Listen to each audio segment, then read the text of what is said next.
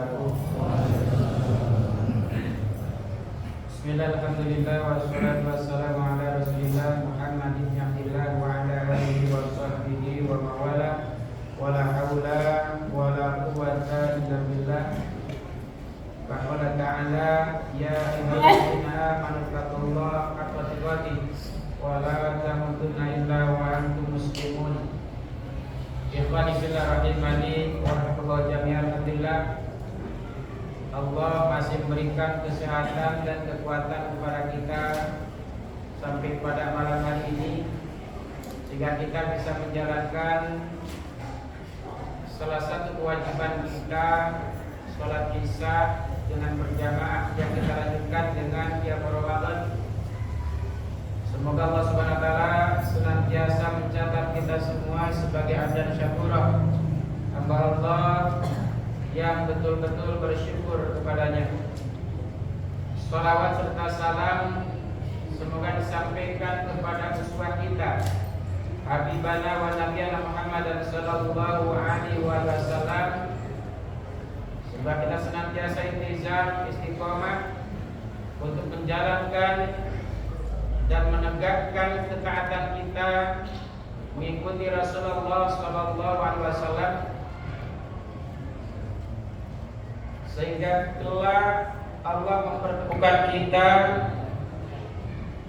dalam naungan Allah Subhanahu wa taala bersama Rasulullah sallallahu alaihi wasallam. Ikhwani fillah rahimani wa rahmatullahi jami'an. Saum yang Allah pertemukan kita di tahun ini, maka mesti kita maksimalkan. Setelah kita persiapan yang matang di 11 bulan sebelum datang Ramadan, dengan menjaga kesehatan, membersihkan jiwa dari sifat-sifat yang akan menghalangi amalan ibadah kita, membersihkan sifat iri dengki, hasad yang ada dalam jiwa kita, sehingga masuk kita pada bulan Ramadan betul-betul kita siap untuk mengisi Ramadan dengan amalan-amalan yang soleh. Lalu setelah Ramadan meninggalkan kita, maka amalan-amalan soleh yang kita lakukan selama kita di bulan Ramadan, mari kita estafetkan di 11 bulan ke depan, sehingga Ramadan yang Allah pertemukan kita dengannya pada saat ini membuahkan satu nasihat, membuahkan sebuah pelajaran yang sangat amat berharga, sehingga di 11 bulan setelah Ramadan kita mampu untuk menjalankan kebaikan-kebaikan yang ada yang kita lakukan di bulan Ramadan. Puasa Ramadan salah satu amalan yang akan mencegah manusia dari api neraka. Sehingga bagi orang yang menjalankan saum di bulan Ramadan, Allah akan jauhkan neraka pada dirinya sejauh perjalanan 70 tahun, bahkan dalam satu riwayat mi'ata masirah, 100 tahun perjalanan. Saum yang mana yang mampu membukakan rahmat Allah, menjauhkan manusia dari azab api neraka, sebagaimana dipertanyakan oleh Mu'adz bin Jabal kepada Rasulullah SAW, ya Rasulullah, akhbirni bi amalin yudkhilunal jannah.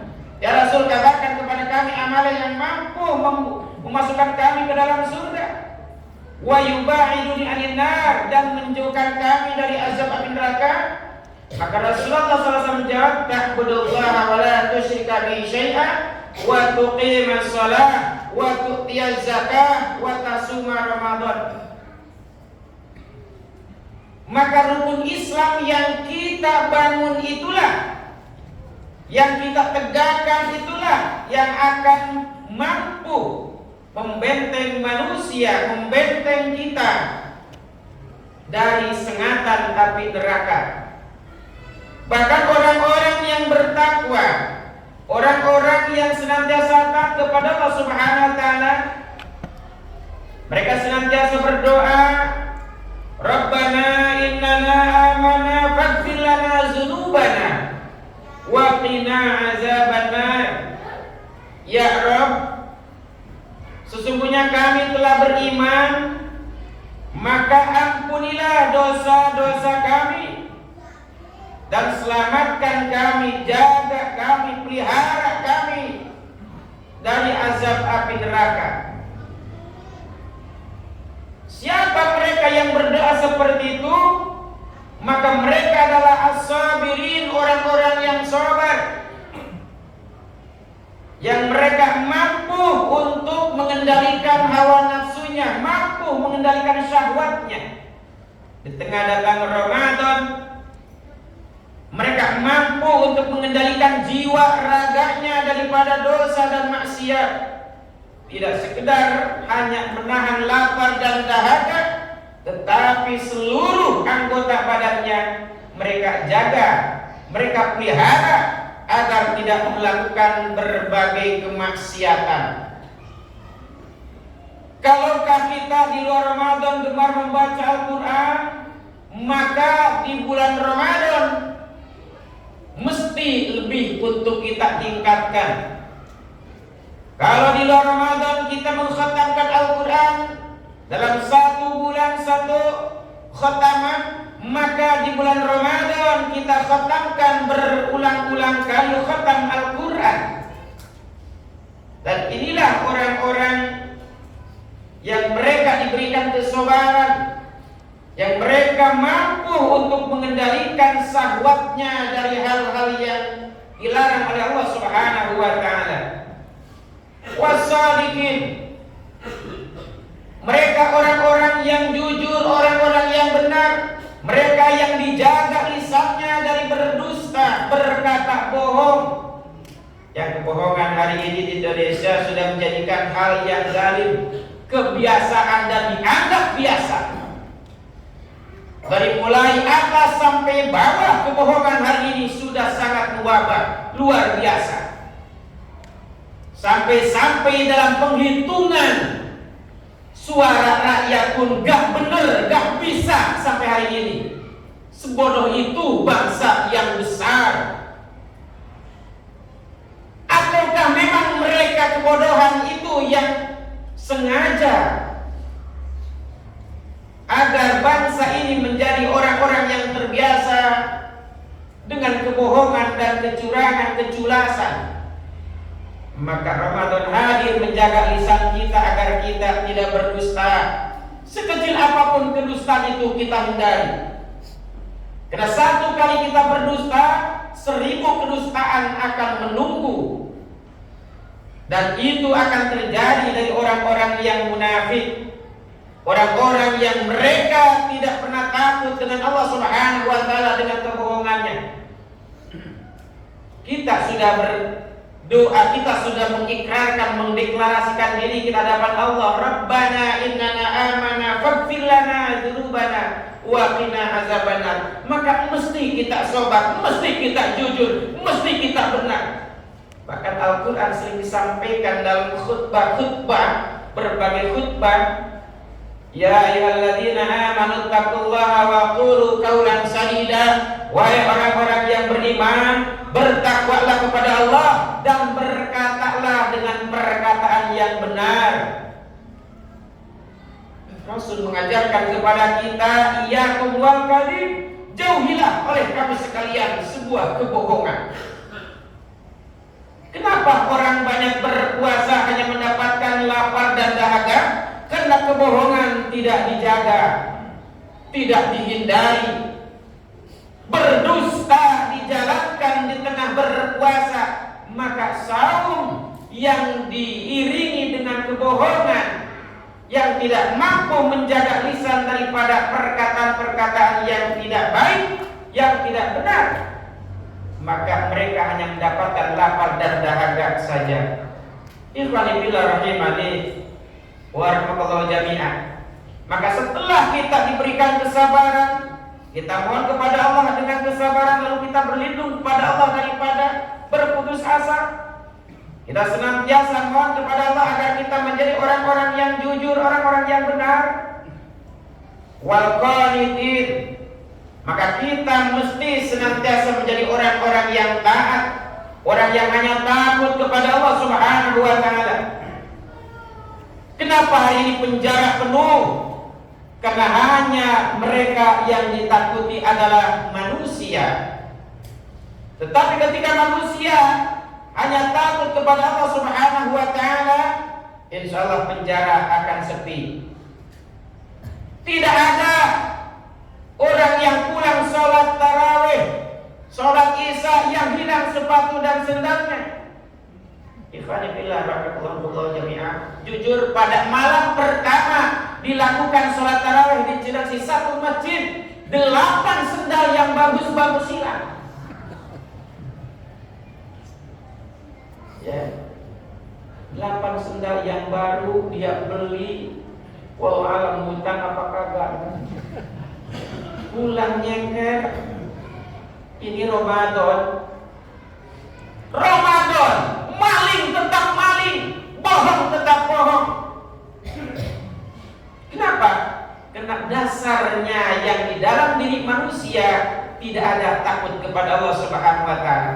Maka Allah mengajarkan kepada kita wal qanitin, agar kita senantiasa menjadi orang-orang yang taat, yang hanya takut kepada Allah Subhanahu wa taala.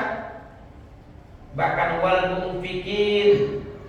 Di bulan Ramadan Allah mengajarkan kepada kita agar kita menjadi orang-orang yang gemar untuk berinfak, bersedekah. Alhamdulillah di sini setiap RT, setiap RW sudah dijatahkan untuk memberikan satu untuk iftarnya.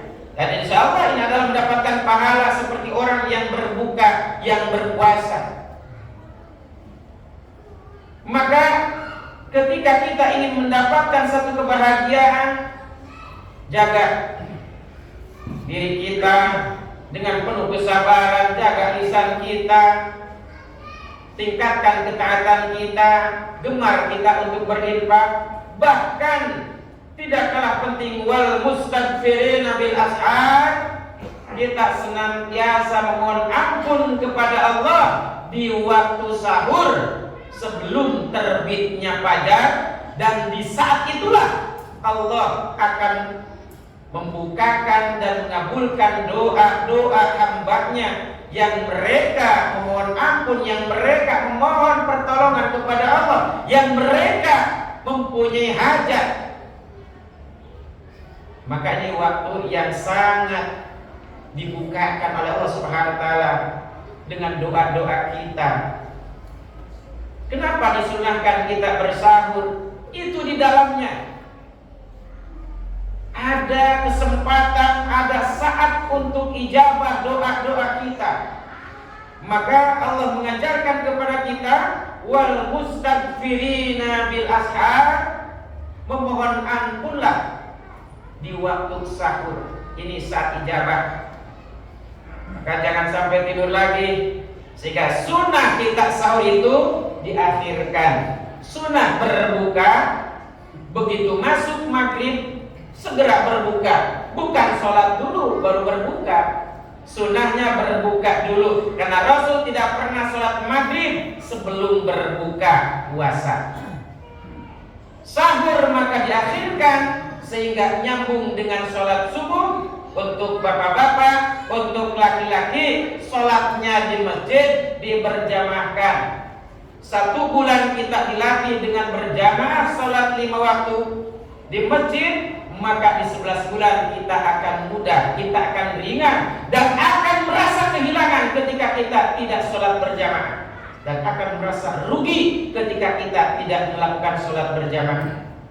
Maka pantas ketika Rasulullah SAW menyatakan dalam sabdanya, "Lau ya'lamuna ma fis subhi", andai saja mereka tahu apa yang ada dalam sholat subuh, la atauhuma walau habwa, maka mereka akan datang ke masjid sambil merangkak. Yang tidak bisa jalan akan datang ke masjid sambil merangkak. semakin jauh langkahnya, maka akan semakin besar pahala yang Allah sediakan untuknya. Ikhwan fillah rahimani warahmatullahi jami'an, mudah-mudahan Allah SWT senantiasa memberikan kesabaran kepada kita. Allah berikan kepada kita kejujuran. Siapapun kita, dimanapun kita, apapun posisi kita, mau jadi rakyat, mau jadi pejabat, maka mesti jujur. Dan hari ini Indonesia dipimpin oleh orang-orang yang tidak takut kepada Allah, dihuni oleh orang-orang yang tidak jujur. Maka kita saksikan hari ini carut marutnya bangsa ini, umat ini, rakyat ini, negara ini. Maka kita berlindung pada Allah di tengah-tengah Allah menurunkan rahmat-Nya di bulan Ramadan, agar kita dijadikan oleh Allah sebagai orang-orang yang jujur. Allah mengangkat kepada kita pemimpin-pemimpin, imam-imam yang jujur, sehingga bangsa ini dipimpin oleh orang-orang yang baik, yang jujur, yang benar. Maka insya Allah rahmat Allah akan turun kepada umat, kepada bangsa ini. Kalaukah hari ini negara Indonesia yang konon negara agraris, yang konon dulu Indonesia ya ekspor beras, hari ini Indonesia harus impor, padahal Indonesia negara agraris. Ironis sekali. Ada apa dengan Indonesia? Beras saja kita harus antri beli, bukan minta. Inilah karena barangkali PR besar untuk kita berawal dari kita. Mari jaga diri kita, jaga keluarga kita, agar menjadi keluarga yang senantiasa menanamkan kesabaran, kejujuran, dan senantiasa taat kepada Allah Subhanahu wa taala. Lalu mari kita untuk gemar berinfak. Di balik infak Allah akan melimpahkan harta. Bahkan Rasul menyatakan, ittaqunar walau bisakin tamradin. Bersedekahlah, takutlah dengan neraka walaupun dengan kita bersedekah satu butir kurma. Jaga diri kita dari api neraka walaupun dengan satu butir permen umpamanya. Dan ini adalah satu hal yang sangat penting ya, sehingga kita tidak menjadi hamba Allah yang bakhil ya, tidak menjadi hamba Allah yang pelit, yang kikir, sehingga Allah akan mempersulit kepada kita kepada pintu kebahagiaan dunia dan akhirat. Mudah-mudahan kita menjadi orang-orang yang sukses dunia dan akhirat, dijauhkan dari api neraka, dimasukkan kelak ke dalam surganya Allah Subhanahu wa taala. Allah kumpulkan kita semua di surganya Allah Subhanahu wa taala bersama Rasulullah SAW. Dan mudah-mudahan segala dosa-dosa kita di bulan Ramadan ini Allah hapuskan dan kita ganti dengan amalan-amalan yang soleh. Itu saja yang disampaikan pada kesempatan malam hari ini. Mohon maaf ya bila ada kata-kata yang tidak berkenan ya, sebagai manusia biasa. Mudah-mudahan Allah SWT senantiasa mengampuni kita semua. Usikum wa nafsi bittaqwallah. Assalamualaikum warahmatullahi wabarakatuh.